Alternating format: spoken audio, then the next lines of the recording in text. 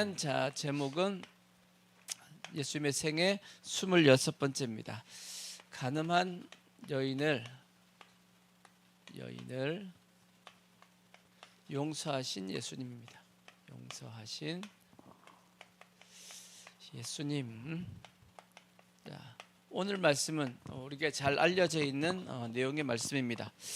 하루는 예수님께서 이 성전에 이제 계셨는데 서기관과 바리새인이 가늠하다가 현장에서 잡힌 여인을 끌고 예수님에게 왔습니다.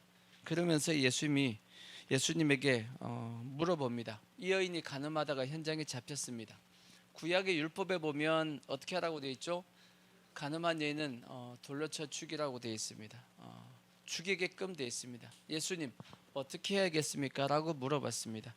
그랬더니 예수님께서 하여튼 땅에다가 뭐라고 쓰시더니 그리고 일어나셔서 그들에게 얘기합니다. 죄 없는 자가 먼저 돌로 치라 하고 말씀하셨어요. 그랬더니 돌로 치질 못하죠. 왜? 다들 죄가 있으니까. 그때 예수님께 다시 이제 땅에다가 뭐라고 또 쓰십니다. 쓰셨더니 한 사람씩 다 떠나버립니다. 다 가가지고 결국은 아무도 남지 않고 여인과 예수님과 남았다라고 되어 있고, 예수님께서 여인에게 얘기합니다. 나도 너를 정죄하지 않을 테니까 다시는 가서 죄를 짓지 말라 하는 그런 내용의 말씀이 오늘 읽었던 내용의 말씀입니다. 자, 이 말씀을 통해서 첫 번째 이제 우리가 볼 건 뭐냐? 정죄가 옳은가? 정죄가 옳은가? 아니면 용서가 옳은가? 뭐가 옳아요? 정죄해야 돼요? 용서해야 돼요? 자, 가늠하다가 원래 잡히면 가늠한 여인과 가늠한 실제 여인만 데리고 오면 안 돼. 원래는 남자도 데려와야 돼. 자, 레위기서 보시면 레위기서 20장 10절에 보면 여인만 죄가 있는 게 아니에요. 자, 누구든지 남의 아내와 가늠하는 자는 곧 그의 이웃의 아내와 가늠하는 자는 그 간부, 남자도 그렇고 음부를 반드시 죽여라. 남자 여자를 다 죽이라고 돼 있는데 이들은 여자만 데리고 왔습니다. 자, 죽이라고 말씀했죠. 근데 예수님께서 이 여인을 죽였어요? 죽이라 그랬어요? 용서해 줬어요? 성경 보면 용서를 해줬단 말이에요. 그러면 우리가 이렇게 한번 생각해 볼 수 있어요. 뭔 생각을 할 수 있냐? 예수님이 뭘 어겼죠? 율법을 어겼네. 율법 어겼네. 어겼어요? 안 어겼어요? 율법을 어겼어요? 율법을 어겼어요? 안 어겼어요? 어겼어요. 율법을 어겼다.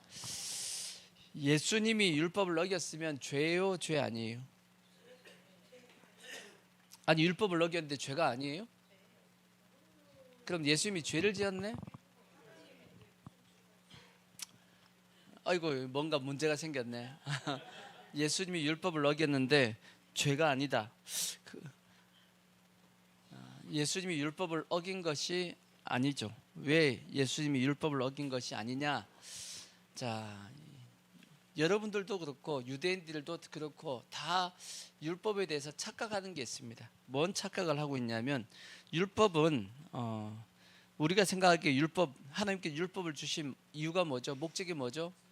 우리는 보통 율법을 주신 목적, 로마서 3장에 있는 말씀처럼 죄를 깨닫게 하기 위해서 율법을 주셨다. 물론 죄를 깨닫게 하기 위해서 율법을 주셨습니다. 또 율법을 지키라고 우리에게 율법을 주셨죠. 하나님께서. 맞죠? 율법을 지키고 율법을 통해서 죄를 깨닫게 하는 것이 우리 입장에서는 그것이 하나님께서 율법을 주신 목적이다라고 생각을 하는데, 반대편에서 하나님 입장에서 율법을 주신 목적은 뭘까요? 율법을 지키고 율법을 통해서 죄를 깨닫는 건 우리 입장이고, 하나님께서 우리에게 그래서 우리 입장이다라고 생각할 수 있는데, 하나님이 우리에게 율법을 주신 목적은 뭘까? 하나님의 입장은 뭐겠어요? 보통은 우리가 생각하길, 유대인들은 그렇게 생각했습니다. 율법을 통해서 죄를 정죄하고 죄를 결국은 심판하고, 그죠? 그렇게 생각했고, 그래서 유대인들은 어떻게든지 율법을 그 문자 그대로 지키려고 했던 사람들이 유대인들입니다. 그러다 보니까 율법은 그들에게 항상 뭐가 되었냐면 무거운 짐입니다. 무거운 짐이죠. 그리고 율법을 지키지 못하면 정죄가 오고 그 다음에 하나님 앞에 심판이 찾아오니까 하나님에 대해서 항상 어떤 생각이 들죠? 두려운 생각이 드는 겁니다. 하나님이 무섭죠. 왜? 조금만 뭔가 잘못하면 어떻게 되니까? 하나님이 심판하시니까. 그래요, 안 그래요? 그래서 유대인들은 하나님이 두렵기 때문에 율법을 어떻게 하려고 그랬어요? 어떻게든지 지켜보려고 장로의 유전도 만들고 그렇게 했던 겁니다. 그러면 그것이 하나님께서 율법을 주신 목적이냐? 하나님의 백성들이 두려움으로 하나님을 섬기게끔 하는 게 하나님께서 율법을 주신 목적이냐 했을 때 맞아요, 틀려요? 아니잖아. 예수님께서 한 율법사가 예수님에게 나와가지고 물어봤습니다. 예수님, 율법의 첫째 되는 계명이 뭡니까? 라고 물어봤다고. 그러니까 예수님께서 뭐라고 다시 물어봤습니다. 너는 어떻게 생각하냐? 그랬더니 그 율법사가 얘기합니다. 마음을 다하고 뜻을 다하고 목숨을 다하고 힘을 다하여 주 너희 하나님을 사랑하라 하셨다. 예수님께서 그것이 맞다 그랬어요? 틀렸다 그랬어요? 맞다 그랬어요. 그거 맞다. 둘째도 이와 같으니 내 이웃을 내 몸과 같이 사랑하라 하셨다. 이것이 온 선지자와 율법의 강령이다. 곧 하나님께서 율법을 주신 목적이다. 그렇게 말씀했어요. 그렇다면 율법을 주신 목적은 뭐죠? 하나님을 사랑하고 이웃을 사랑하는 것이 하나님께서 율법을 주신 목적이라고. 근데 유대인들 또 어떻게 보면 오늘날 성도들까지도 하나님께서 율법을 주신 목적에 대해서 어떻게 생각하고 있죠? 잘못 생각하고 있는 겁니다. 오해하고 있는 겁니다. 맞아요, 틀려요? 맞죠? 오해하고 있는 거죠. 다시 물어보자고요. 예수님께서 구약의 율법 가늠한 자를 돌로 쳐 죽이라고 했는데 예수님께서 그 여인을 용서해 줬습니다. 율법을 어긴 거예요? 지킨 거예요? 그래도 어긴 거예요? 예수님께서 이렇게 말씀했습니다. 나는 율법을 뭐 하기 위해 오셨다? 자, 마태복음 5장 31절을 보시면 마태복음 5장 31절 또 일렀으되 누구든지 이 마태복음 5장 31절이 아니고 마태복음 5장 17절 5장 17절 그 앞에 17절 보시면 자, 내가 율법이나 선지자를 피하러 온 줄로 생각하지 말라. 피하러 온 것이 아니고 뭐 하기 위해서 왔다? 완전하게 하기 위해서 오셨다는 거예요. 완전케 하기 위해서 오셨다. 그러니까 율법을 완전케 하기 위해서 또 로마서에 보면 율법의 마침이 되기 위해서 오셨다. 다르게 얘기하면 율법을 온전하게 이루기 위해서 오셨다. 완벽하게 만들기 위해서 누가 오셨다? 예수님이 오셨다라고 말씀했습니다. 그래서 예수님께서는 율법을 어기신 것이 아니고 그 여인을 용서하심을 통해서 율법을 어기신 것이 아니고 율법을 어떻게 하신 것이다? 완전케 하신 겁니다. 왜? 하나님께서 율법을 주신 목적 자체가 뭐였기 때문에 하나님을 사랑하고 이웃을 사랑하는 것이 하나님께서 율법을 주신 목적이었기 때문이에요. 그러니까 액면 그대로 문자 그대로의 의미와 하나님께서 그 율법을 주신 이면적인 표면적인 것이 있고 이면적인 것이 있는데 이면적인 하나님의 뜻을 유대인들과 오늘날 어떻게 보면 성도들까지도 그 이면적인 하나님의 뜻을 못 보고 있다 그 뜻입니다. 그러니까 못 보고 있다 보니까 하나님께서 주신 이 율법에 대해서도 뭐 하고 있는 거냐? 오해하고 있는 겁니다. 오해하고 있다. 한 예를 들어보자고요. 자, 우리가 알고 있는 그 율법에 보면 이혼 증서라는 것이 있습니다. 이혼 증서 한번 보실까요? 자, 신명기 24장 1절에 보시면 신명기 24장 1절에 보시면 자, 사람이 아내를 맞이하여 데려온 후에 그에게 수치되는 일이 있음을 발견하고 그를 기뻐하지 아니하면 뭘 써가지고 이혼 증서를 써서 그의 손에 주고 그를 자기 집에서 내보낼 것이요라고 되어 있습니다. 그러니까 남자가 아내를 뭐 할 수 있는 내보낼 수 있는 이혼할 수 있는 어떻게 보면 방법을 그것을 하나님께서 허락해 주신 겁니다. 이혼을 허락해 주신 거야. 그렇죠? 뭘 통해서 이혼 증서를 써서 줌을 통해서 이혼할 수 있게끔 하나님께서 방법을 열어주신 겁니다. 그럼 이것을 남편들이 어떻게 이용했겠어요? 남편들은 자기가 이제 부부 생활 하다가 자기 부인이 이제 좀 마음에 안 듭니다. 그리고 딴 여자가 눈에 들어왔네. 근데 자기 본처가 있다 보니까 자기가 좋아하는 다른 여자하고 같이 살 수가 없단 말이에요. 그러니까 어떻게 하겠어요? 본처를 내보내려고 그래. 내보내려고 하다 보니까 근데 뭔가 뭐 잡아야 될 거 아니야. 그냥 무조건 내보낼 수 없으니까 합법적으로 내보내기 위해서 뭘 만드는 거냐? 이혼 증서를 써가지고 내보내는 겁니다. 그런 경우가 많았다는 얘기입니다. 근데 성경에 예수님께서 이렇게 말씀했어요.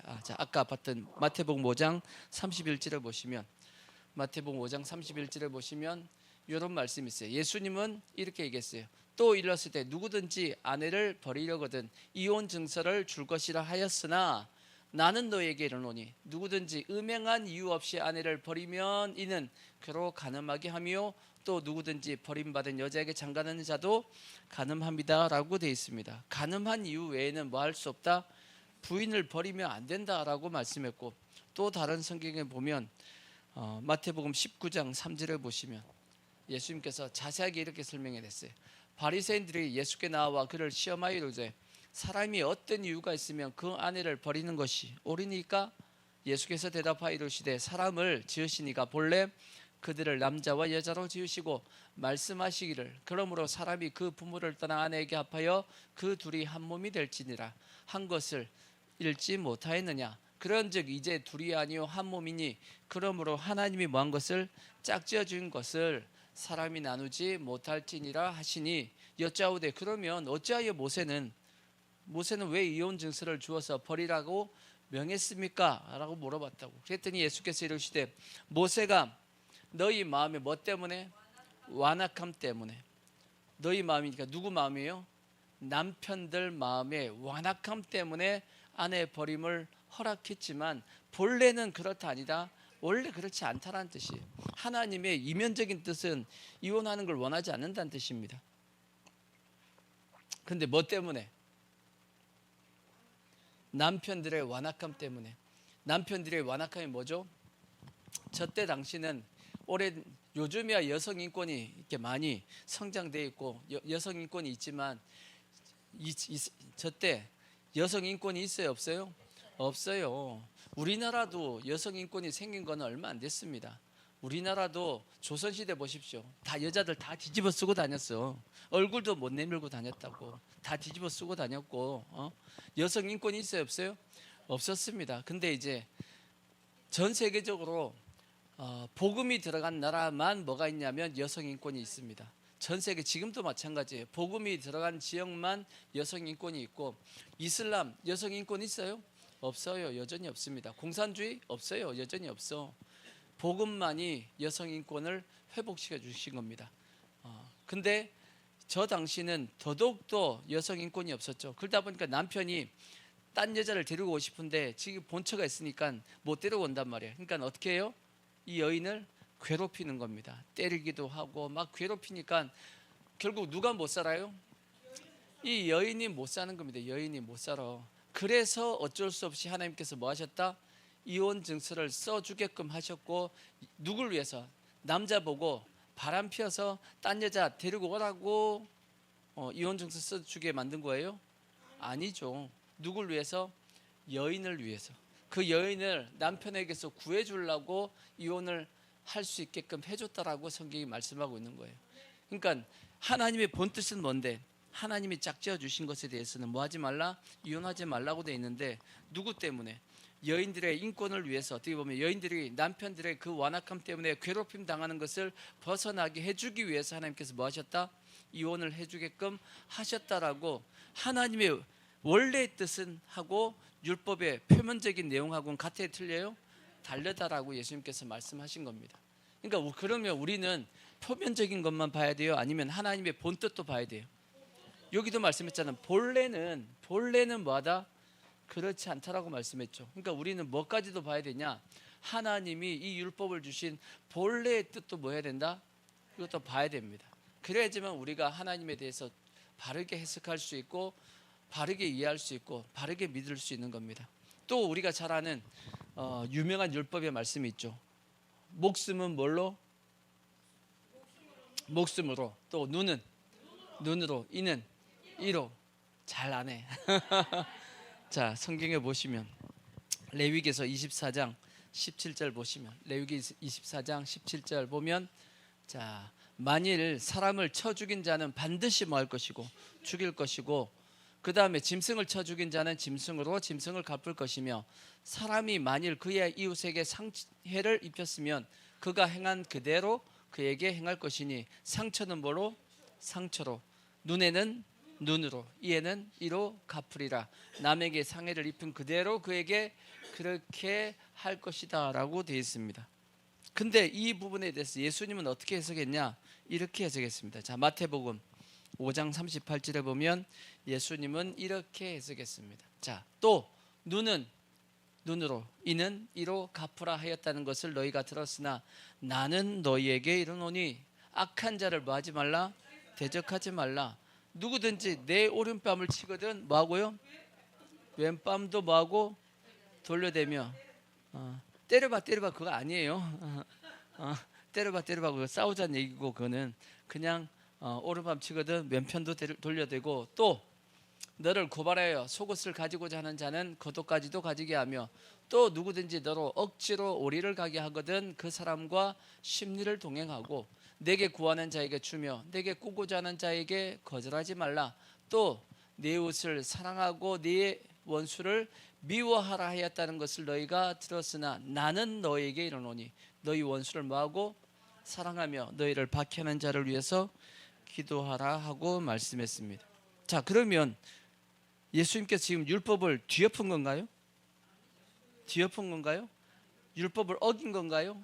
아니죠. 율법을 어긴 것이 아니고 율법을 뭐 하신 거냐? 완전케 하신 것이다라고 성경에 말씀을 하고 있는 겁니다. 예수님께서 이 땅에 오신 것은 율법을 완전케 하기 위해서 오셨지 율법을 어기려고 오신 것이 아니다라는 거지. 그러니까 오늘 말씀도 마찬가지입니다. 가늠하다가 현장에 잡힌 이 여인에 대해서 예수님께서 용서하신 것은 율법을 어긴 것이 아니고 뭐한 것이죠? 율법을 완전케 하신 겁니다.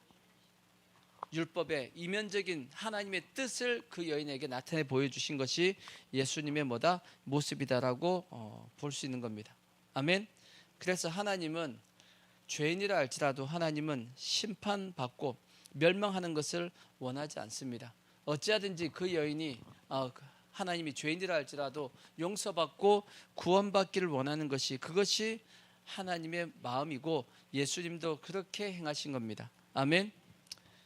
어떻게 보면 예수님께서 이 땅에 오신 목적 자체가 그렇습니다. 예수님께서 이 땅에 왜 오셨죠? 죄인된 우린 당연히 죄인이기 때문에 뭐 해야 되냐? 심판받아 멸망을 받아야 됩니다. 그죠? 그럼에도 불구하고 하나님께서 우리를 사랑하셔가지고 우리를 어떻게든지 뭐 해보려고 죄를 용서하고 구원을 보기 위해서 구원하시기 위해서 이 땅에 오셨고 그걸 위해서 우리를 위해서 대신하여 십자가에 죽어주신 겁니다. 그것이 하나님의 사랑입니다. 아멘. 그래서 어떻게 하든지 우리는 뭐 해야 되냐? 영혼을 구원하려고 살리려고 해야 됩니다. 그래서 정죄하기보다는 뭐 할 때? 용서할 때 그 영혼을 뭐 할 수 있냐면 살릴 수 있기 때문에 우리도 어떻게 해야 되냐면 정죄하기보다는 뭐 해야 되죠? 용서해야 되는 겁니다. 사랑해서 용서해야 된다고. 그래서 예수님께서 이렇게 하셨듯이 우리도 누굴 닮아야 되냐? 예수님 닮아야 돼요? 안 닮아야 돼요? 예수님을 닮아서 우리도 용서해야 됩니다. 아멘. 자, 그럼에도 불구하고 우리가 살다 보면 끊임없이 이 두 가지 정죄와 용서가 내 마음에서 맨날 갈등하고 있는 걸 우리가 느끼게 됩니다. 갈등해요, 안 해요? 갈등하죠. 단적인 예로 이제 부부 사이에도 마찬가지입니다. 부부 사이에 대해서도 남편과 아내에 대해서 끊임없이 내 안에서 뭐 하죠? 갈등합니다.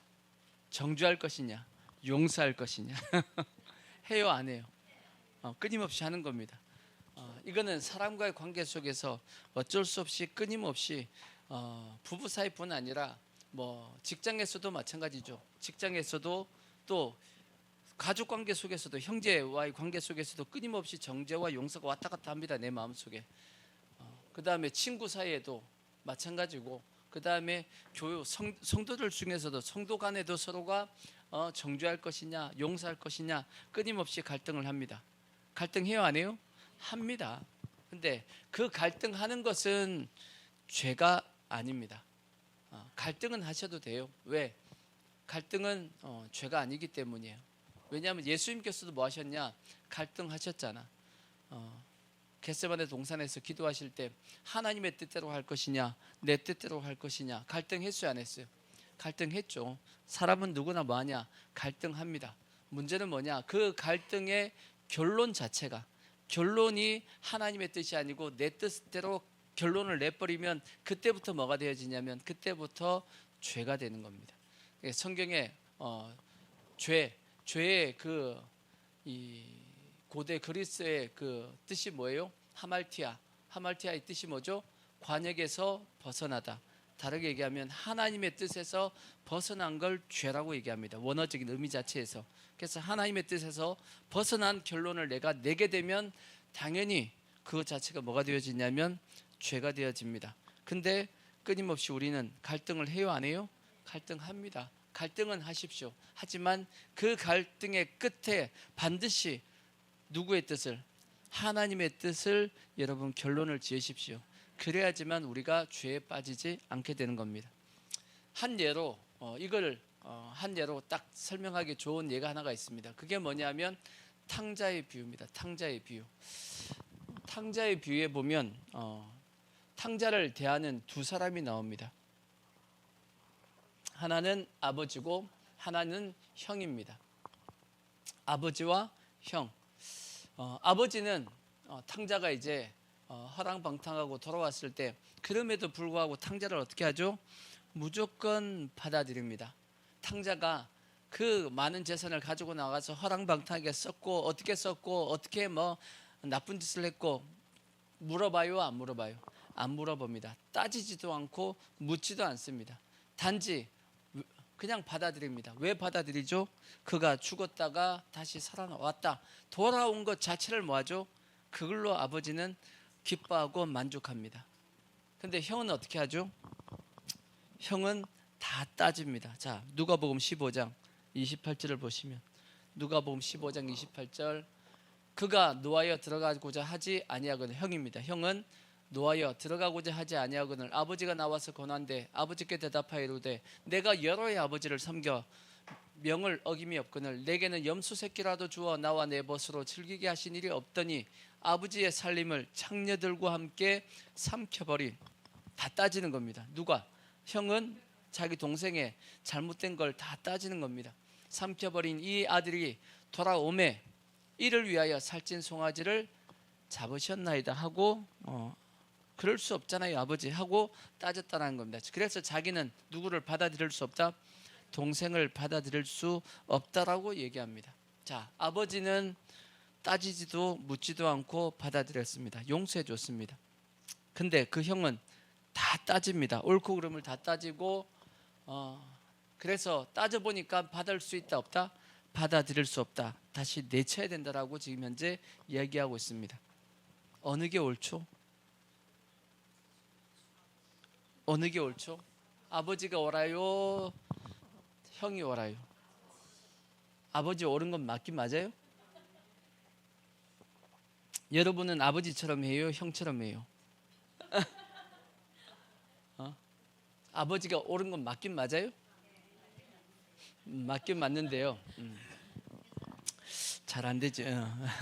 근데 예수님께서도 그렇게 말씀했습니다. 그 뒤에 보십시오.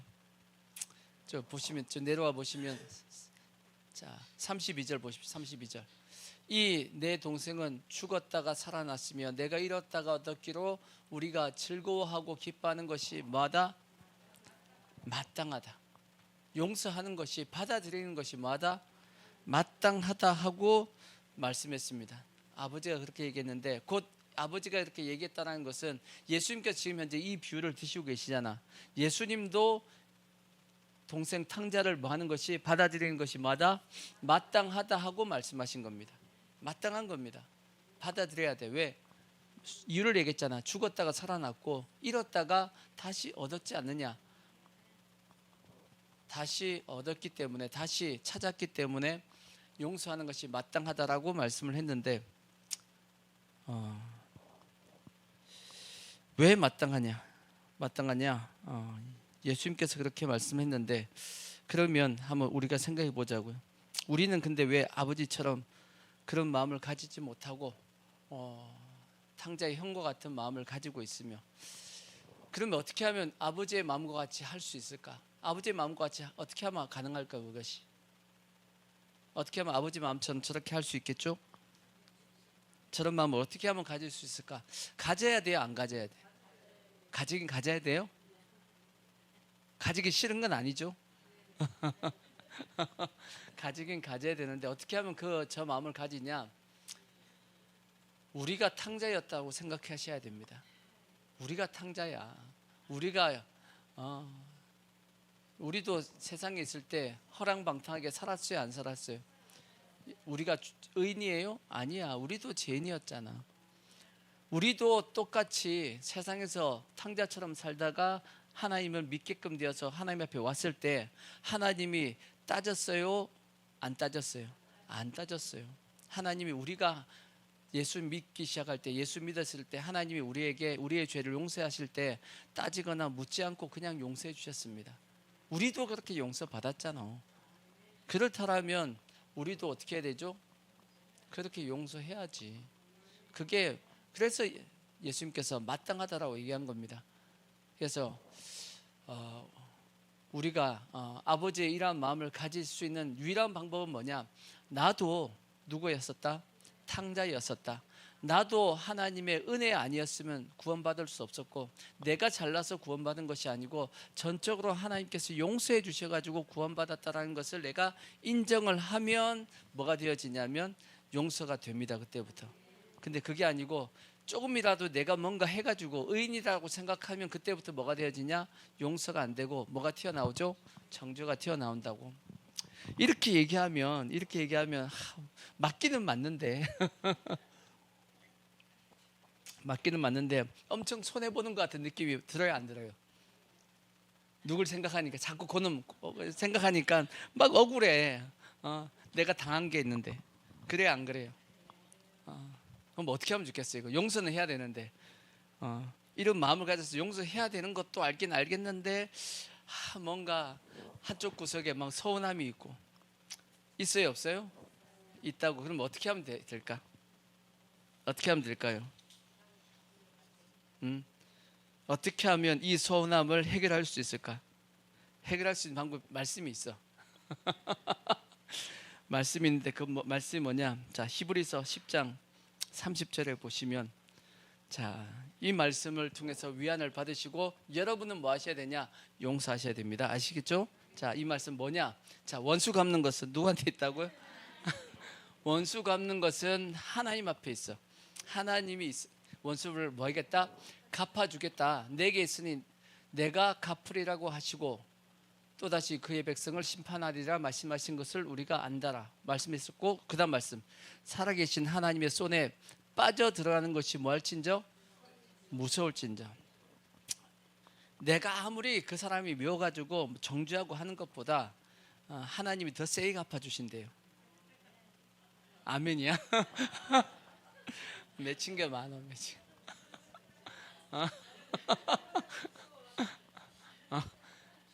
하나님이 이렇게 말씀하시는 거예요. 악역은 내가 할 테니까 너희는 뭐만 해라? 선한 역할만 해라 하고 우리에게 말씀하고 계셔. 이 모든 것까지도 하나님께서 다. 그러니까 실제 하나님이 다 감당해 주셨어요. 우리의 죄도 누가 다 담당했죠? 예수님이 다 담당해 주셨어. 그래서 우리가 죄는 내가 지었는데 죄값은 누가 치르셨냐? 예수님이 치르셨습니다. 맞죠? 마찬가지로 이 사람과의 관계 속에서도 내가 억울하고 이 모든 것 막 내가 정죄하고 막 갚고 싶은데 하나님이 우리에겐 그거 하지 말래요. 그건 누가 해주겠다? 그건 내가 해줄 테니까 너희는 뭔 역할만 하라고요? 좋은 역할만 해라, 선한 역할만 하라 하고 우리에게 무조건 용서해 주라고 말씀합니다. 그 대신 너가 그런 그 사람에 대해서는 어떻게 해주겠다? 하나님의 공의에 맞게끔 내가 갚아주겠다라고 말씀합니다. 아멘이죠?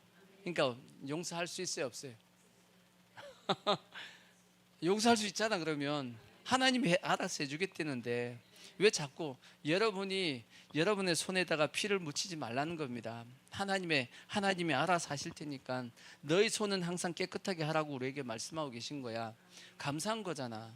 하나님이 우리한테 니들이 갚아 그랬으면 어떻게 할 뻔했어. 그러면 우리는 더 힘듭니다. 갚으면 마음이 편할 것 같아요? 아니에요. 갚으면 더 힘들어. 그냥 용서하고 마음 편하게 있어. 하나님이 알아서 뭐 해주신다?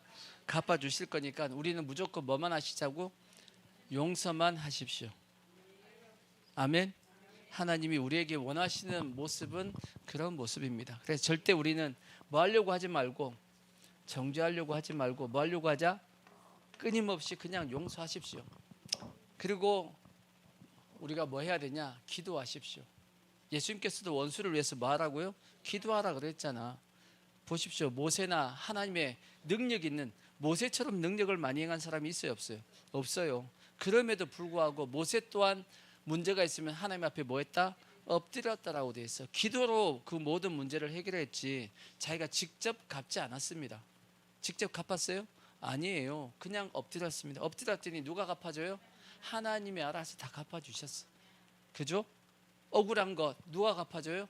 하나님이 갚아주셨다고. 그러니까 우리도 용서하고 그 다음에 뭐 하자? 기도합시다. 아멘. 그러면 하나님께서 뭐 하신다? 갚아주시고 하나님께서 모든 문제를 해결해 주십니다. 아멘. 아멘. 아멘 하시라고. 자, 그 다음에 두 번째 오늘 말씀에 서기관들, 그 다음에 바리새인들의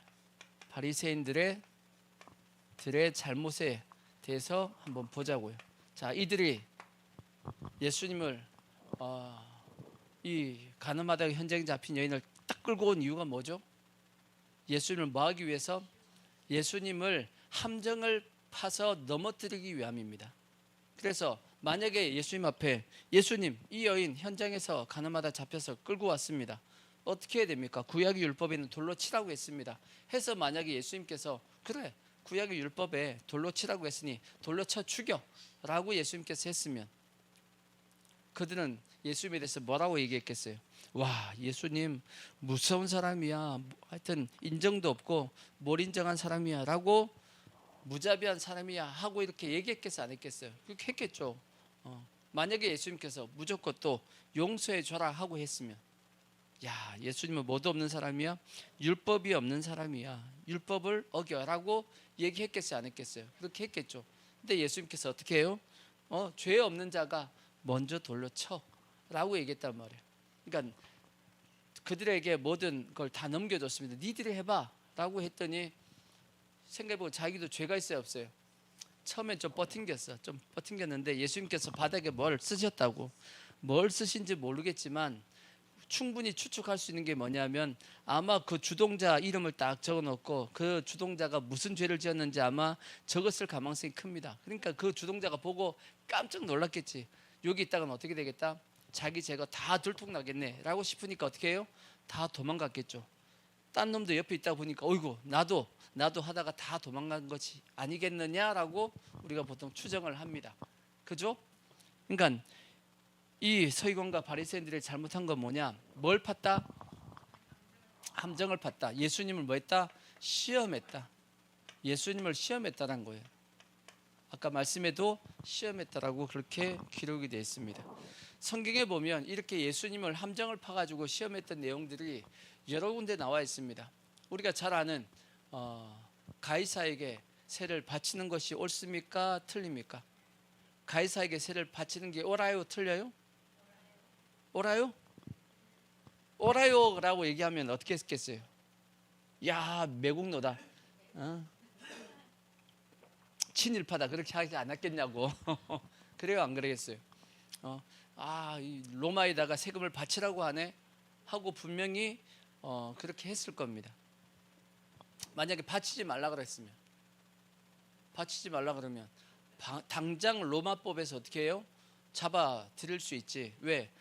백성을, 국민들을 선동해가지고 로마에다가 세금을 바치지 못하게 했으니까 당장에 감옥에 집어넣을 수 있다고. 그러니까 이러지도 못하고 저러지도 못하는, 이렇게 답해도 걸리고 저렇게 답해도 걸립니다. 그래서 예수님께서 어떻게 했죠? 데나리온 하나를 가져와 봐라. 로마의 화폐입니다. 데나리온은 가져와서 여기에 누구의 그림이 그려져 있냐? 가이사의 그림이 그려져 있습니다. 그러니까 가이사의 그림이 있습니다 했더니 가이사의 것은 누구한테? 가이사한테 주고 또 하나님의 것은 하나님 앞에 줘라 하고 얘기했더니 이 잡아 넣을 수가 없네. 그렇게 했던 말씀이 성경에 기록이 돼 있잖아. 그 외에도 또 이 사두개인들이 찾아와 가지고 또 예수님을 시험한 내용이 있었죠. 그 다음 내용이 뭐냐면 사두개인은 뭐가 없다 그랬죠? 세계가 없다 그랬습니다. 부활이 없고 천사도 없고 영도 없다. 그러니까 부활이 없다라는 것을 예수님에게 이 함정을 파기 위해서 7 형제가 있었는데 첫째가 장가 들어갔는데 자식이 없이 죽었습니다. 그러면 유대인들은 형이 장가 들어서 자식이 없이 죽으면 그 밑에 둘째가 그 형수와의 관계 속에서 자식을 낳고 자기 자식을 낳아야 됩니다. 자기가 결혼할 수 있습니다. 그러다 보니까 둘째도 형수하고 이제 결혼을 했습니다. 근데 자식이 없이 또 죽었네. 셋째도 그렇게 죽고 넷째도 죽고 다섯째도 그렇게 죽고 여섯째 일곱째 다 그렇게 하다 죽었습니다. 나중에 부활 때에는 그러면 누구의 아내가 됩니까? 라고 물어봤어요. 그러니까 사두개인이 물어본 이유는 뭐냐? 부활 자체가 뭐한 거다? 없는데 지어낸 얘기다. 봐라, 이게 이치에 안 맞지 않느냐라고 예수님에게 딱 물어봤더니 예수님께서 뭐라고 말씀하셨냐? 너희가 성경도 하나님의 말씀도 몰라가지고 오해했다. 성경에는 뭐라고 말씀하냐? 부활 때에는 뭐가 없다? 시집가고 장가가는 거 없어. 천사와 같이 시집 장가가는 거 없다라고 예수님께서 말씀하시면서 너희가 구약에서 읽어보지 않았느냐? 하나님은 아브라함의 하나님이요 이삭의 하나님이요 야곱의 하나님이며 하나님은 산 자의 살아있는 자의 하나님이지 죽은 자의 하나님이 아니다라고 얘기합니다. 이게 뭔 뜻이냐? 너희들의 하나님이 아니라는 뜻입니다. 너희들은 부활 안 믿지? 너희들은 뭐한 자죠? 죽은 자입니다. 죽음으로 끝나잖아. 너희들 부활 없다고 생각하니까. 하지만 하나님은 누구의 하나님이다? 살아있는 자, 부활하는 자의 하나님이다라고 말씀하시고 너와는 관련이 없다라고 예수님께서 그렇게 말씀하셨는데 이 또한 사두개인이 예수님을 뭐하기 위해서 시험한 겁니다.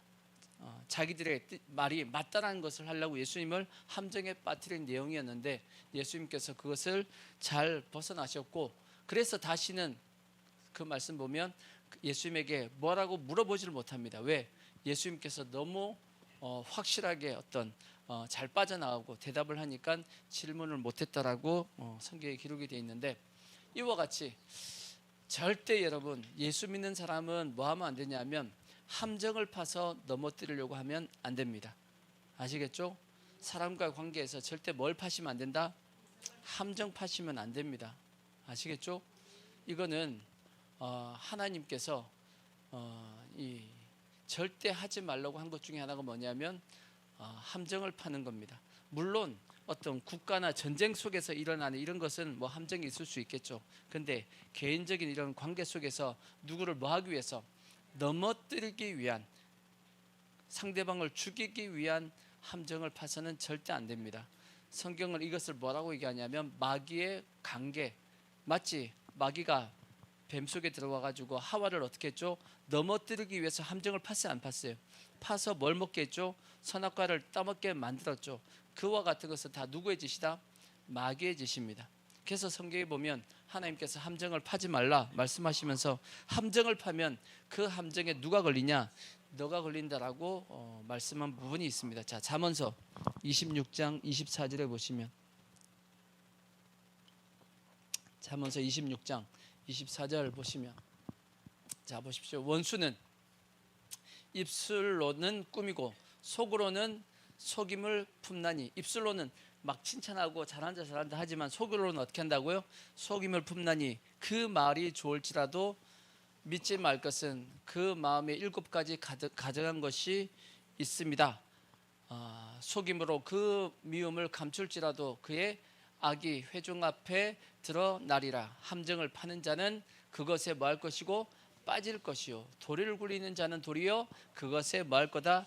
자기가 치를 거다라고 말씀했습니다. 전도서에도 보면 똑같이 나와 있어요. 전도서 10장 8절에 보시면 8절 보시면 자, 함정을 파는 자는 거기에 뭐 할 것이요?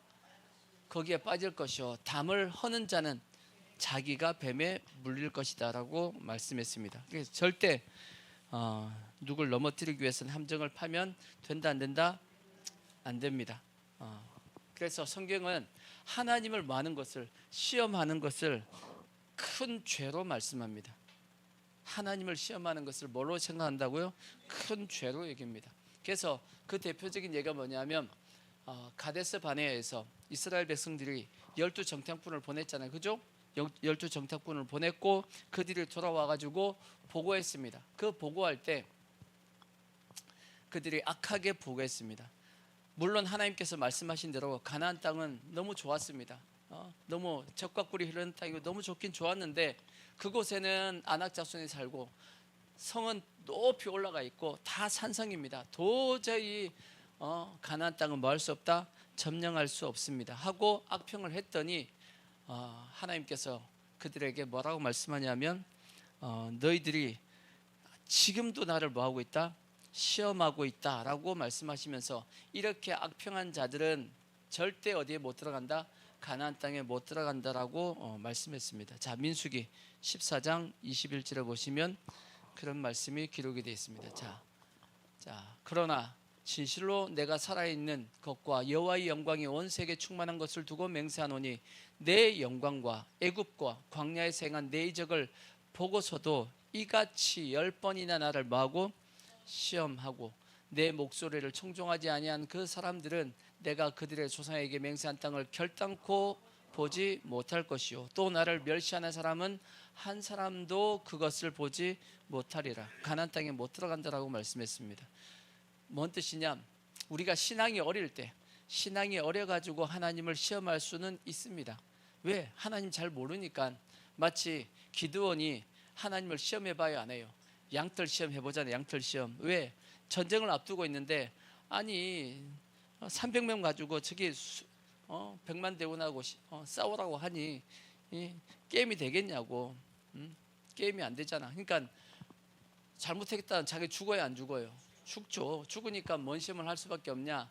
진짜 하나님이 함께 하시는지 양털 시험을 해봐야 안 해요?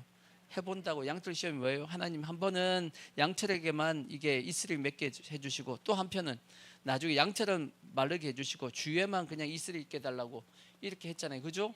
그 시험을 그렇게는 할 수 있지. 왜? 위험이 있고 하니까 진짜 하나님이 나에게 말씀하시는지 확인하기 위해서. 아직 믿음이 연약할 때는 그게 가능합니다. 근데 그게 아니고 이 시험은 뭐죠? 이미 하나님께서 우리에게 많은 약속과 많은 것을 이렇게 보여주셨어요. 이렇게 우리에게 믿음을 심어줄 수 있는 여러 가지 일들을 보여주셨다고. 하나님께 말씀했잖아. 애굽에서 내가 너희에게 몇 가지 10가지의 재앙을 통해서 뭐 했죠? 보여줬어. 하나님의 살아계심을 보여줬고 홍해도 건넜습니다. 우리의 인생에 한번 바다가 이렇게 쫙 갈라지고 지났다 그러면 여러분 평생 그거 울겨 먹고 살지 않겠어요? 그거? 안 그러겠어요? 여러분이 한번 그런 경험을 했다 생각해봐. 죽을 때까지 나는 홍해를 건넜다라고 얘기할 거야. 안 그러겠어요? 광야에서 이스라엘 백성들이 만나를 먹고 있었습니다. 한번 만나 먹은 것도 안 잊혀지는데 매일 만나를 먹고 있고 반석에서 반석을 딱 쪼갰더니 어떻게 해요? 거기서 물이 쏟아져 가지고 물을 먹었어. 또 쓴 물을 단물로 해서 먹었어. 얼마나 많은 하나님의 이적을 봤냐고. 이렇게 봤으면 뭐 해야 되죠? 믿어야 될 거 아니야. 그럼에도 불구하고 하나님을 또 문제가 생겼다고 또 뭐 하죠? 또 시험을 하고 있는 거야. 이것은 하나님을 믿겠다는 거예요? 안 믿겠다는 거예요? 안 믿겠다라고 하는 그러한 모습으로 하나님을 시험했기 때문에 하나님이 싫어하시는 겁니다. 만약에 진짜 우리가 하나님에 대해서 궁금해가지고 하나님 이게 진짜 궁금하거든요. 이건 어떻게 돼요? 하고 물어보면 하나님이 싫어하실까? 아니요. 절대 싫어하지 않습니다. 하나님은 그렇게 물어봐 주는 것을 하나님은 좋아하십니다. 하나님이 싫어하지 않습니다. 왜? 우리가 하나님에 대해서 뭐 하기 위해서 더 알기 위해서 물어보는 것은 하나님이 뭐 하시냐면 기뻐하신다고. 근데 그게 아니고 믿으려고 하나님에게 물어보는 것이 아니고 함정을 파려고 물어보는 것은 하나님 어떻게 여기신다? 악하게 여기시는 겁니다. 아시겠죠? 그러니까 절대 우리는 하나님에 대해서 절대 이러한 잘못된 모습으로 시험하면 돼요, 안 돼요? 절대 안 됩니다. 이것이 어떻게 보면 그 당시 서기관과 바리새인들의 모습입니다. 그럼 왜 이들은 예수님을 이렇게 시험을 했냐? 이유가 뭐냐? 자기들의 이익을 누가 뺏어간다고? 예수님이 가져간다라고 지금 생각하고 있기 때문입니다. 이들은 자기가 지금까지 백성들에게 영광을 받고 백성들을 통해서 어떻게 보면 군림하고 위에 있는 이 위치를 누구한테 뺏긴다고? 예수님에게 뺏길까 봐 지금 현재 어떻게든지 예수님을 말라고 죽이려고 그래야지만 자기들의 어떤 기득권이 유지되어지니까 예수님을 지금 현재 함정을 파고 공격했던 겁니다. 그래서 예수님께서 이들을 향해서 책망을 하고 있는 것이고 결국 이들은 이런 나중에 결국은 이제 심판을 받게 되는 겁니다. 이들의 잘못은 첫 번째가 뭐냐? 예수님을 시험한 것이고 두 번째 이들의 잘못이 뭐냐면 자신을 뭘로 여겼냐? 의인으로 생각했어요. 의인. 자신을 뭘로 생각했다? 의인으로 생각했기 때문에 뭐 할 수 있었냐? 이 가늠하다가 현장에 잡힌 이 여인을 정죄할 수 있었던 겁니다. 의인 의식이 꽉 들어차 있었던 겁니다. 그래서 우리가 잘 아는 바리새인과 세리의 기도에서도 성경에 나와 있죠. 바리새인은 아예 세리와 어떻게 해요? 같이 기도하는 것도 싫었습니다. 왜? 자기는 의인이고 저기 세리는 누구니까? 죄인이니까 자기는 같이 있는 것 자체도 싫어. 따로 기도했다라고 되어 있습니다. 왜? 의인의식을 가지고 있었기 때문에. 절대 우리는 착각하면 안 돼. 우리 의인 아닙니다. 그냥 우리는 용서받은 의인입니다. 내가 의로워서 의인이 아니고 용서받은 의인이라고. 의인이라고 칭함받은 의인이지 내가 의롭게 살한 의인이 아니더라고. 아시겠죠? 절대 우리 착각하시면 안 돼요. 의인 아닙니다. 우리는 다 하나님 보시기엔 실제 뭐냐? 죄인입니다. 아멘. 죄인이라는 의식을 가지고 있어야지만 아까도 말씀했듯이 누가 탕자냐? 내가 탕자야. 내가 탕자라고 생각해야지만 뭐가 가능하냐면 용서도 가능하고 하나님 앞에 우리가 바른 자세가 되어진다라는 것을 우리는 꼭 기억해야 될 것이고 세 번째 이 서기관과 바리새인들이 잘못한 건 뭐냐? 회개의 기회. 회개의 기회를 차버렸습니다.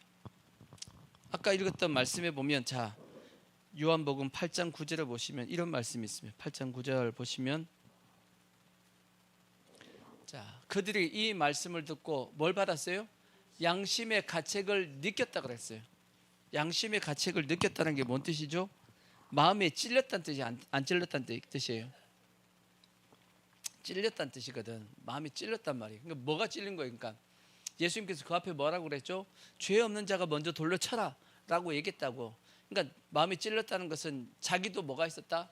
죄가 있었다라는 것을 알았다 몰랐다?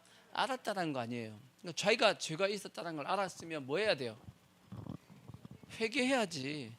회개했어야지. 그러면 이 여인만 구원받은 것이 아니고 그 잡고 끌고 왔던 그 사람들도 용서를 받았을까 안 받았을까요? 당연히 받았겠지. 근데 양심의 가책을 느끼긴 느꼈지만 뭐 한 거죠? 피해 가버렸습니다. 그냥 떠나가 버렸다고. 성경에 보면 하나님의 말씀에 대한 반응이 세 가지가 있다라고 말씀했죠. 성경의 사도행전을 보면 베드로의 설교 가운데 그들이 마음에 뭐하여 찔려 뭐 했다고요? 어찌할꼬 했다라고 되어 있어요. 어찌할꼬. 어찌하면 우리가 이 죄를 용서받을 수 있겠습니까? 해가지고 그들은 죄사함을 받고 용서받고 구원받았어요? 안 받았어요? 구원받았습니다. 또 스데반의 설교에는 그들이 똑같이 마음에 찔렸지만 어떻게 나오죠? 이를 갈았다. 이를 갈았어. 이를 갈고 결국은 어떻게 하죠? 스데반 집사를 돌려쳐서 죽였다라고 되어 있습니다. 그러니까 어떤 사람은 양심에 찔려가지고 마음에 찔려가지고 회개하는 사람이 있고 어떤 사람은 양심에 찔려가지고 오히려 돌로 공격하는 사람이 있다라고 되어 있습니다. 근데 이들은 이것도 아니고 저것도 아니야. 뭐 한 거죠? 양심에 찔리긴 찔렸지만 도망갔습니다. 피해서 도망가 버렸습니다. 왜? 일단 회개하기 싫다라는 거지. 일단 회개하기 싫다라는 겁니다. 자기가 잘못한 것은 알아요, 몰라요? 죄가 있다는 건 알지만 용서 구하기는 싫다라고 떠나버린 겁니다. 자기 어떻게 보면 합리화한 겁니다. 자기 합리화. 지금은 때가 아니고 혹시나 나중에 시간 되면 회개하지. 아니면 말고. 성도들 중에서도 이런 분들 많습니다. 지금은 아니고 지금 내가 이 죄라는 거 알아요, 몰라요? 죄라는 거 알아. 알긴 아는데 지금은 말고. 언제요? 나중에. 그럼 이런 사람은 하나님께서 어떻게 하실까? 한 대 때려요? 한 대 때려? 물론 맞습니다. 하나님께서 뭐 하시냐? 징계하신다라고 되어 있어. 피합니다. 우리가 피하는데 하나님께서도 계속 피하지만 하나님은 따라다니면서 뭐 하시냐면 말씀하십니다. 여러분 꼭 기억하셔야 돼. 하나님은 뭐 하신다? 따라다니면서 말씀하신다. 왜냐? 내 안에 누가 계시냐면 성령님이 계시기 때문에 그 죄를 지을 때마다 말씀하십니다. 안 돼, 이거 죄야 하고 말씀해요, 안 해요? 하십니다. 그럼에도 불구하고 계속 뭐 하면, 끝까지 이제 말 안 듣고 계속 죄를 범하면 하나님이 그때 뭐 하시냐면 징계하신단 말이에요. 징계는 크게 두 가지 때문에 옵니다. 하나는 하나님의 말씀을 계속 피하기 때문에 옵니다. 하나님의 백성이 하나님의 말씀을 계속 피하잖아요. 그러면 하나님이 그 죄를 깨닫게 하고 다시 죄를 쉽게 짓지 못하게 만들기 위해서 징계합니다. 또 한 가지 죄를 징계하신 이유는 뭐냐면 히브리서 12장 4절에 보시면 이 이유 때문에 징계하신다고 되어 있어요. 너희가 죄와 싸우되 아직 뭐하지 않아서 피 흘리기까지는 대항하지 아니하고 또 아들들을 권하는 것 같이 너희에게 권면하신 말씀도 잊었도다. 일러스되 내 아들아 주의 징계하심을 경히 여기지 말며 그에게 꾸지람을 받을 때 낙심하지 말라 하고 말씀하고 있습니다. 뭐냐? 하나님의 말씀을 계속 안 들을 때, 그 다음에 죄와 싸우라고 하는데 안 싸우고 계속 피할 때, 그러면 하나님이 뭐 하신다? 징계하십니다. 그래서 성경에도 또 이 말씀이 있다고 그랬죠. 자, 고린도전서 7장 15절을 보시면, 고린도전서 7장 15절 보시면 혹 믿지 않는 자가 갈리거든 갈리게 하라. 형제나 자매나 이런 일에 구애될 것이 없느니라. 그러나 하나님은 언제 부르신다? 화평 중에서 너희를 부르셨다. 그렇게 돼 있죠. 뭐냐? 하나님이 우리가 평안할 때 우리에게 뭐 하시냐면 말씀하신다고. 그거 죄야. 근데도 불구하고 계속 뭐 하면, 죄를 범하면 하나님이 뭐 하신다? 징계하시는 겁니다. 지혜로운 사람은, 그래서 어떻게 하는 게 지혜로운 사람이냐? 화평 중에 있을 때 뭐 하는 거죠? 화평 중에 있을 때, 그때 하나님이 이렇게 하자 그랬을 때 순종하는 겁니다. 그게 덜 맞는 겁니다. 덜 맞는 게 뭐 하는 거냐? 그게 지혜입니다. 하나님의 말씀 그러면 계속 피할 수 있을까요? 아니요. 하나님이 그나마 우리가 이 땅에 있을 때 말씀하실 때 우리가 감사하셔야 돼. 나중에 심판대 앞에 가면 뭐가 안 되죠? 회개가 안 됩니다. 이제 막다른 이제 골목에 와가지고 이제는 그 말씀 그대로 내가 뭐 해야 되냐? 이제 심판 받아야 됩니다. 하나님의 심판이 아까 뭐라고 했죠? 하나님의 심판 무섭다 그랬다고. 하나님의 손에 빠져드는 것이 무서울진저. 무서워요, 안 무서워요? 무서워요. 하나님의 심판 무서운 거야. 그래서 우리가 하나님이 뭘로 할 때, 말로 할 때 뭐 하셔야 되냐면 말씀으로 할 때 듣는 것이 뭐에 좋다? 신상에 좋습니다. 아시겠죠? 말씀으로 할 때가 신상에 좋아. 하나님이 매를 대시면 아파요. 매 맞는 거 아프잖아, 그죠? 그래서 부모님이 잔소리 할 때 잔소리 하잖아, 그죠? 부모님이 따라다니면서 막 잔소리 하잖아. 이러면 안 되잖아. 잔소리 할 때 들으셔야지. 잔소리 하는데 안 들으면 나중에 매가 오면 그때 아픕니다. 그래서 끝까지 절대 여러분 고집 부리거나 회개하지 마시고, 로마서 2장에 있는 말씀처럼 우리가 끝까지 고집 부리고 회개하지 않아 가지고 하나님 앞에 진노를 받는다라고 말씀했듯이 절대 그러시면 안 되고. 그래서 이 바리새인과 서기관들이 잘못한 게 뭐냐? 회개의 기회가 있었는데 뭐 했다? 피했다라는 겁니다. 피해서 결국은 나중에 심판을 받게 된다 하는 말씀이고, 세 번째 우리가 볼 수 있는 것은, 자, 요한복음 8장 11절, 10절 보시죠. 요한복음 8장 10절 보시면 예수께서 일어나서 여자 외에 아무것도 없는 것을 보시고 여자여 너를 고발하는 그들이 어디 있느냐? 너를 정죄한 자가 없느냐? 대답하여 주여 없나이다. 예수께서 이르시되 나도 너를 뭐하지 않겠다? 정죄하지 아니하노니 가서 다시는 뭐하지 말라? 가서 다시는 뭐하지 말라? 죄를 짓지 말라. 뭔 뜻이에요 이게? 다시 가서 죄를 짓지 말라는 것은 다시 죄를 지을 수 있는 상황이 온다 안 온다? 온다라는 뜻입니다.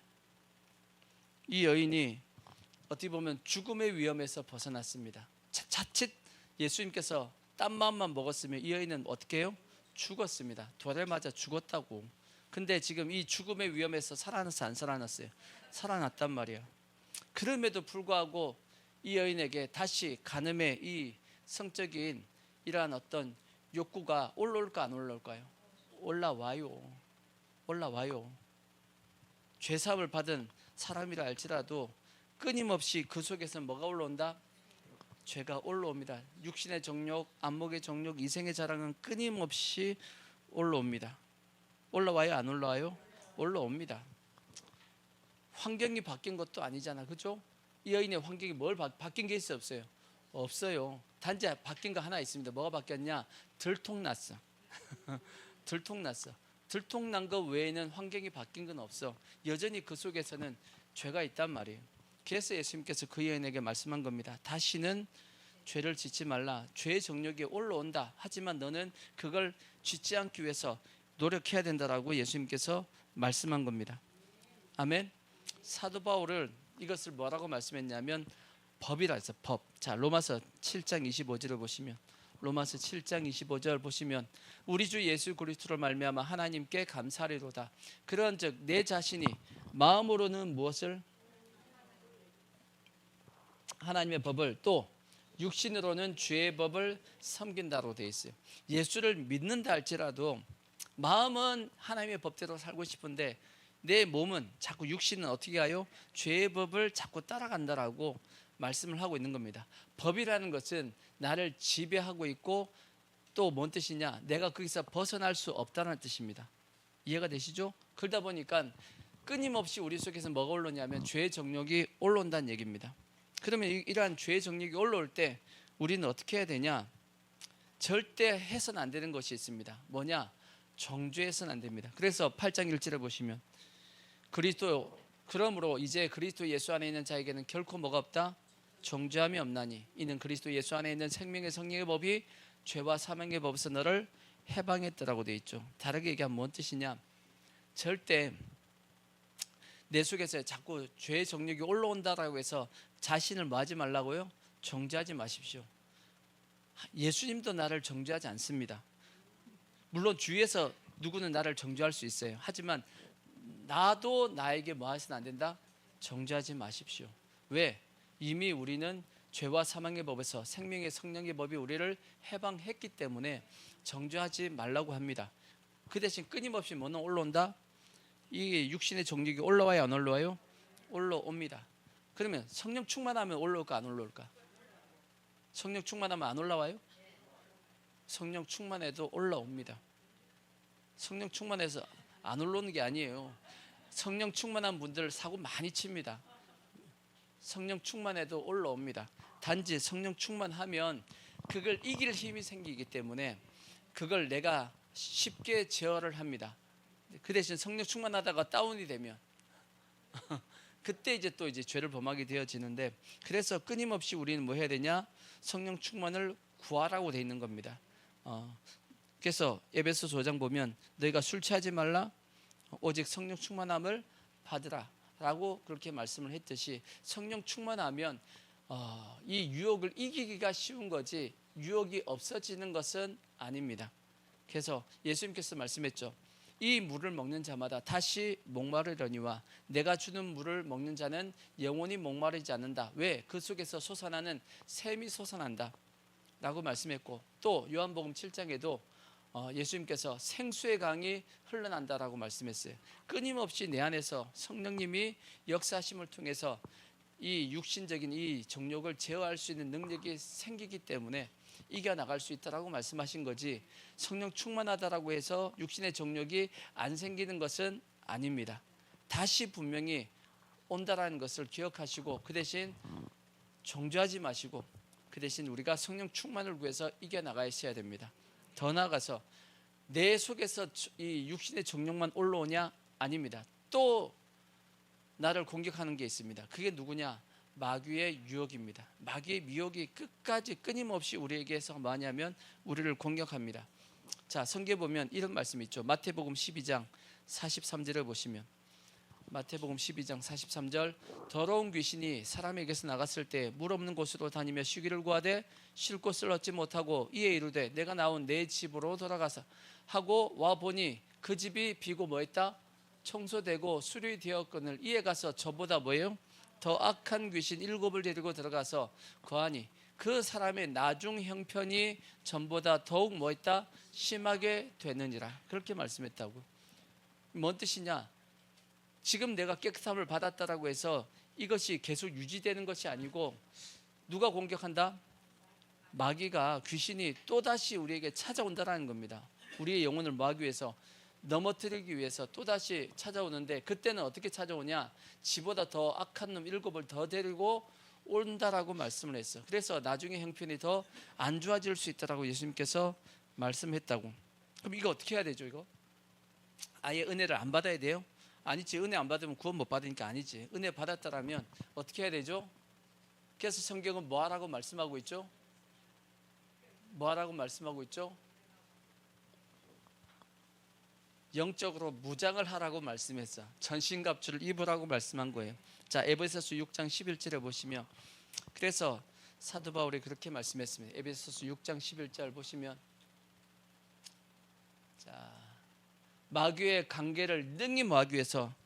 대적하기 위하여 하나님의 전신갑주를 입으라 하고 말씀한 겁니다. 왜? 끊임없이 모으니까 죄의 유혹이 찾아오기 때문에 우리가 뭘 입어야 된다? 전신갑주 입어야지만 마귀의 이 관계, 이걸 능히 뭐 할 수 있다? 능히 이기고 우리가 서 있을 수 있다라고 말씀을 하고 있는 겁니다. 어떻게 보면 우리는 하나님의 나라에 갈 때까지 끝까지 뭐 하셔야 되냐? 싸우는 겁니다. 이 영적 싸움 하다가 주님 앞에 가는 겁니다. 그리고 우리는 반드시 최후 승리를 해야 됩니다. 아멘. 더 나아가서 우리는 주님이, 혹시나 우리가 이 땅에 살 때 주님이 오신다라면 주님을 맞이해야 되죠. 어떤 모습으로 맞이해야 되냐? 정결한 신부의 모습으로 맞이해야 됩니다. 자, 고린도후서 11장 2절에 이제 보시면, 고린도후서 11장 2절, 자, 이렇게 말씀했어요. 내가 하나님의 열심으로 너희를 위하여 열심을 내노니 내가 너희를 정결한 처녀로 한 남편인 그리스도께 드리려고 중매함이로다.